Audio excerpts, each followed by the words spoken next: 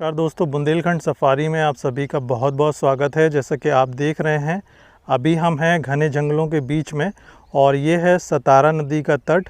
और ये यहाँ पर हम क्यों आए हैं इसका मैं आपको रीज़न बता देता हूँ। यहाँ से थोड़ी दूर तकरीबन 1.5 किलोमीटर आगे आज़ाद गुफ़ा है, जो कि आज़ाद जी की गुफ़ा है, बहुत ही मशहूर है, जहाँ पर उन्होंने अज्ञातवास काटा था 1924 में। तो उस गुफ़ा को देखने और आपको दिखाने के लिए हम यहाँ पर विज़िट कर रहे हैं। और यहाँ से ये जो आप देख रहे हैं, ये सीधा रास्ता, ये पगडंडी यहाँ से होती हुई जाती है और तकरीबन 1.5 किलोमीटर आगे वो गुफ़ा है चट्टानों के बीच में। और कहा जाता है ये जो सतारा नदी का तट है, इसके पीछे सतारा नदी है, जो कि आगे मैं आपको दिखाऊंगा। उस तट के किनारे उन्होंने कई कुइयाँ बनाई थी और उसी का पानी वो पीते थे और वहाँ पर उन्होंने अज्ञातवास काटा है तकरीबन 1.5 साल का। तो आइए देखते हैं वो कैसी गुफ़ा है और कैसे माहौल में वो रहते थे। और आज हम जा रहे हैं आपको दिखाने आज़ाद गुफ़ा, जो यहाँ पर आप देख रहे हैं, ये घने जंगलों के बीच में आगे करीब 1.5 किलोमीटर की दूरी पर आज़ाद गुफ़ा पड़ती है, जहाँ पर जो चंद्रशेखर आज़ाद थे उन्होंने अज्ञातवास काटा था। तकरीबन 1.5 साल का अज्ञातवास वो यहाँ पर काटा था उन्होंने। और उनकी गुफ़ा जो है आगे बनी हुई है।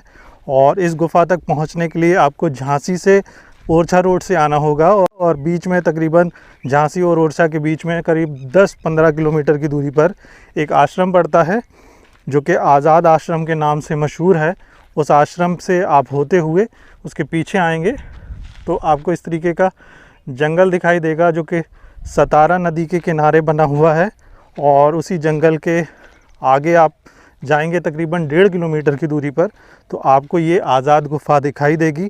तो आज हम उसी गुफ़ा को विज़िट करेंगे आपके लिए और दिखाएंगे कि वो किस तरीके की गुफ़ा में आज़ाद जी रहे हैं। तकरीबन 1924 में वो इस गुफ़ा में रहते थे, तकरीबन 1.5। अभी देख रहे हैं मेरे पीछे वो सतारा नदी है, जिसके किनारे किनारे हम उस गुफ़ा तक पहुंच सकते हैं, जिसको मैंने अभी आपको बताया था। आज़ाद गुफ़ा तक हम इसी नदी के सहारे किनारे किनारे चलेंगे। और कहा जाता है जब चंद्रशेखर आज़ाद यहाँ पर अज्ञातवास उन्होंने काटा तो इसी नदी का वो पानी पीते थे और इसी नदी के किनारे वो शिकार वगैरह करते थे। और जो उन्होंने जो प्रैक्टिस कराई थी अपने साथ लोगों के, जो कि यहाँ के गांव वाले थे, उनको जो गोरिल्ला युद्ध के जो अभ्यास वो कराते थे वो इसी नदी के किनारे कराते थे। तो अभी हम चलेंगे इसी नदी के किनारे, जो कि है सतारा नदी, और ठीक उनकी गुफ़ा के सामने से वो निकलती है। जैसा कि अभी आप देख रहे हैं, इस नदी में ज़्यादा पानी नहीं है, लेकिन मानसून सीज़न में ये सतारा नदी जो है पूरी फुल चलती है और ये जो जगह है ये पूरी नदी के अंदर डूब जाती है। अभी गर्मी का सीज़न है, तकरीबन मई का महीना है और इस महीने ये जो नदी है काफ़ी कम हो जाती है, जो इसका वेग है काफ़ी कम हो गया है और पानी आप देख सकते हैं बहुत कम पानी इसके अंदर है, एक धार की तरह ये चल रही है। लेकिन मानसून सीज़न में ये जो नदी है बहुत भर के चलती है, तब यहाँ पर इस गुफ़ा तक विज़िट करना बहुत ही मुश्किल हो जाता है। इसीलिए हम इसमें अभी गर्मियों के मौसम में ही इस गुफ़ा को विज़िट करेंगे। तो आइए अब चलते हैं आगे और देखते हैं कि इस गुफ़ा तक पहुँचने के लिए और क्या क्या चीज़ें हमें बीच में पड़ती हैं और क्या क्या कठिनाइयाँ हमें आती हैं। तो आइए चलते हैं आगे। जैसा कि दोस्तों बताया जा रहा था कि ये जो गुफ़ा है वो तकरीबन 1.5 किलोमीटर आगे है इस आश्रम से, लेकिन हम काफ़ी आगे आ चुके हैं, अभी तक हमें वो गुफ़ा नहीं मिली है। और आप देख सकते हैं कि ये जो पहाड़ी वगैरह यहाँ पर पड़ने लगी हैं, बड़े बड़े पत्थरों के पहाड़ यहाँ पर आ गए हैं। पूरी तरीके से ये जो जगह है एकांतवास के लिए बहुत ही महत्वपूर्ण जगह हो सकती है अगर यहाँ पे कोई छुपना चाहे। इसीलिए जो आज़ाद जी थे उन्होंने इस जगह का चयन उन्होंने किया, क्योंकि काफ़ी सारी जो ग्रेनाइट की चट्टानें हैं इनके बीच में काफ़ी सारी गुफ़ाएं हैं जिनके अंदर वो छुप सकते थे। तो आइए चलते हैं अब आगे और देखते हैं और क्या क्या चीज़ें हमें यहाँ पर देखने को मिलेंगी। और कह रहे हैं कि यहाँ से आगे तकरीबन 500 मीटर आगे जो है एक पक्का रोड मिल जाएगा और उस रोड के सहारे वो जो रोड होगा वो पूरा गुफ़ा तक पहुँचता है। तो देख लेते हैं कि वो रोड हमें कहाँ से मिलता है। देखते हैं मेरे पीछे ये कुछ पक्का रोड आ गया है और यही वो रोड है जो कि हमें आज़ाद गुफ़ा तक लेके जाएगा। और अब हमें इसके ऊपर ही चलना है और गुफ़ा तक हम पहुंच जाएंगे। तकरीबन अब हम पहुंच गए हैं लगभग, और यहाँ से 1000 मीटर हो सकता है कि वो गुफ़ा हमें मिल जाए। तो यहाँ पर बिल्कुल घने जंगलों के बीच में अभी हम हैं, और सोलो व्लॉगिंग करने में थोड़ा सा डर भी लगता है। इस तरीके की जगहों पर अगर आप अकेले विज़िट करते हैं तो मेरे हिसाब से अगर आप विज़िट करें तो आप अकेले बिल्कुल ना आएँ। मैं व्लॉगिंग करने के लिए यहाँ पर आया था, लेकिन ख़तरनाक जगह हो सकती है क्योंकि जंगल का इलाका है और अभी तक मुझे यहाँ पर कोई दिखाई नहीं दिया है। तो चलिए आगे चलते हैं और देखते हैं। तो देख रहे हैं यहाँ पर अभी मई के महीने में धूप भी बहुत ज़्यादा तेज़ पड़ रही है और इस कारण से काफ़ी समस्या हो रही हैं। अभी सिर्फ सुबह के 9 बजे हुए हैं, लेकिन फिर भी जो सूरज है बहुत ज़्यादा तपिश दे रहा है। इसकी वजह से यहाँ से तकरीबन अभी मैं 2 किलोमीटर चल चुका हूँ पैदल जंगलों के बीच में, और कहा जा रहा था कि 1.5 से 2 किलोमीटर की दूरी पर ये गुफ़ा मिल जाएगी, लेकिन अभी तक कोई गुफ़ा नहीं मिली है। लेकिन मेरे हिसाब से ये जो पीछे आप पहाड़ देख रहे हैं, इसी पहाड़ के पीछे वो गुफ़ा है जहाँ तक मेरा अंदाज़ा है। और ये जो रोड है यहाँ से आप देख सकते हैं घूम के इस तरफ की तरफ जाता हुआ हमें दिखाई दे रहा है। तो लगभग मेरा अनुमान है कि ये पहाड़ जो है सामने वाला, इसी के अंदर वो गुफ़ा है। तो चलिए विज़िट करते हैं उस गुफ़ा को। दोस्तों यहाँ पर आकर ये रोड ख़त्म हो चुकी है और पीछे आप देख सकते हैं यहाँ पर ये सामने आज़ाद गुफ़ा हमें मिल गई है। अब हम इसके अंदर जाके विज़िट करेंगे।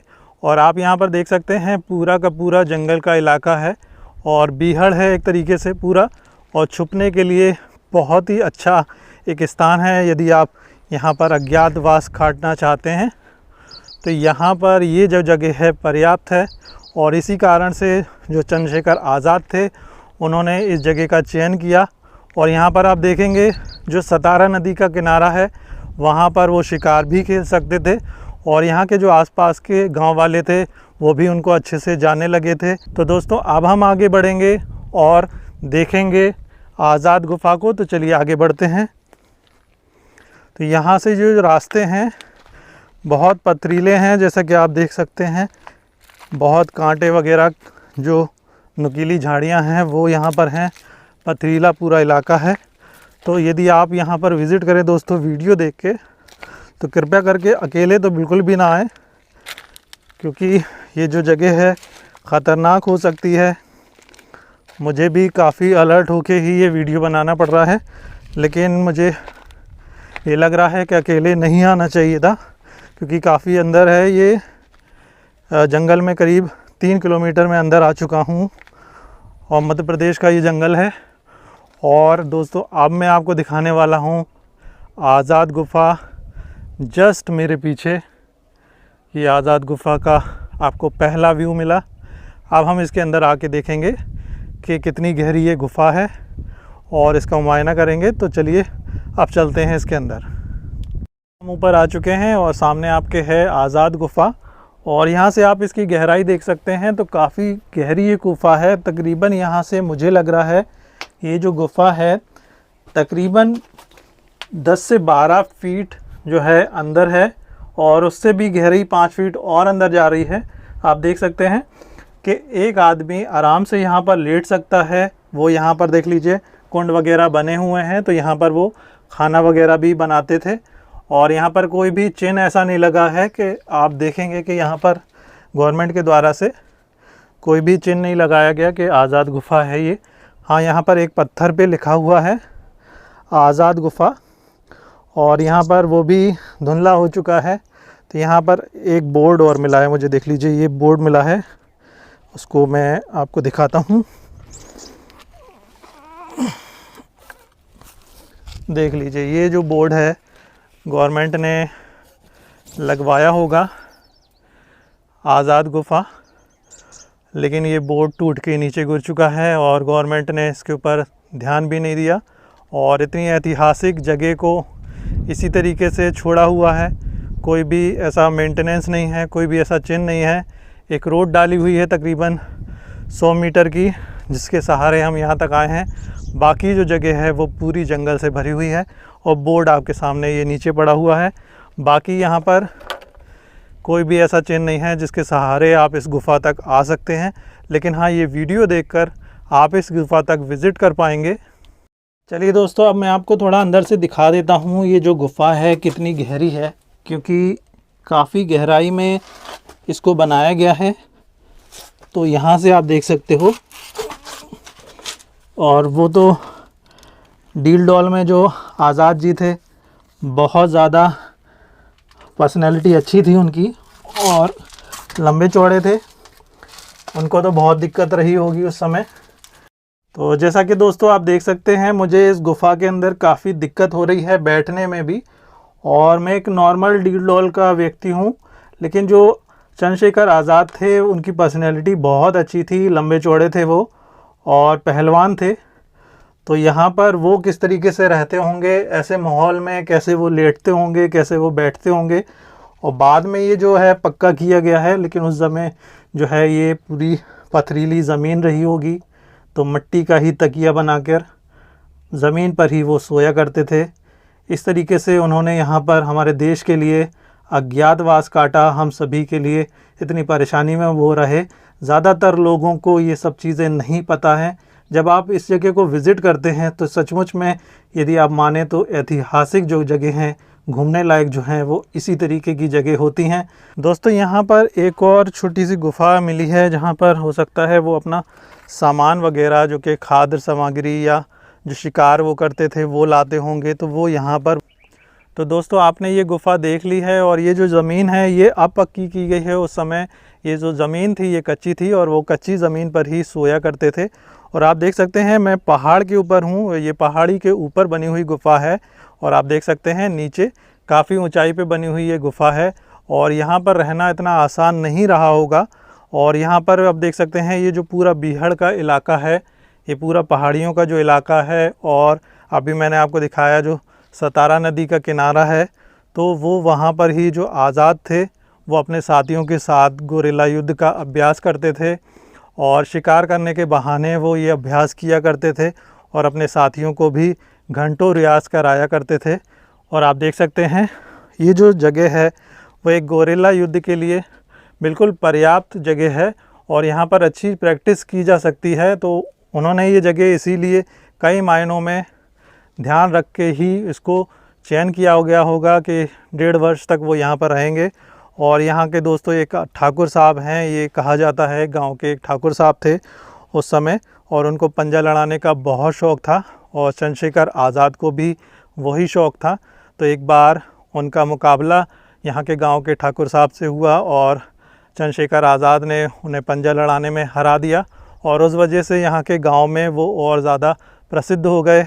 गांव वाले उनको बहुत प्यार करने लगे, और जब वो यहाँ पर अज्ञातवास काट रहे थे उस समय यहाँ के आसपास के जो निवासी थे उन्होंने भी उनकी बहुत मदद करी और बहुत प्यार दिया। तो दोस्तों यदि आप इस गुफ़ा को विज़िट करना चाहते हैं तो मैं बार बार आपसे एक बात बोल रहा हूँ कि कृपया करके आप अकेले बिल्कुल ना आएँ। वीडियो देख के आप अकेले बिल्कुल ना आएँ। मैंने ज़रूर ये सोलो ट्रिप किया है, अकेले में आया हूँ, लेकिन आप अकेले बिल्कुल ना आएँ। कम से कम 3-4 लोगों के साथ ही आप ऐसी जगह को विज़िट करें, क्योंकि ये ख़तरनाक हो सकती है दोस्तों। इसीलिए जब भी आप आएँ तो अपने परिवार के साथ आएँ या फिर अपने दोस्तों के साथ आएँ, तभी इस तरीके की ऐतिहासिक जगहों को आप विज़िट करें। ये तकरीबन मेन रोड से 3 किलोमीटर अंदर जंगल में है, जो कि सतारा नदी के किनारे किनारे आप इस तक पहुंच सकते हैं। और 500 मीटर का यहाँ पर पक्का रोड डला हुआ है, जो कि मैं आपको दिखा चुका हूँ। और दोस्तों यदि आपको ये वीडियो पसंद आए तो कृपया हमारे चैनल को लाइक और सब्सक्राइब ज़रूर कीजिए। तब तक के लिए आप सभी का बहुत बहुत धन्यवाद।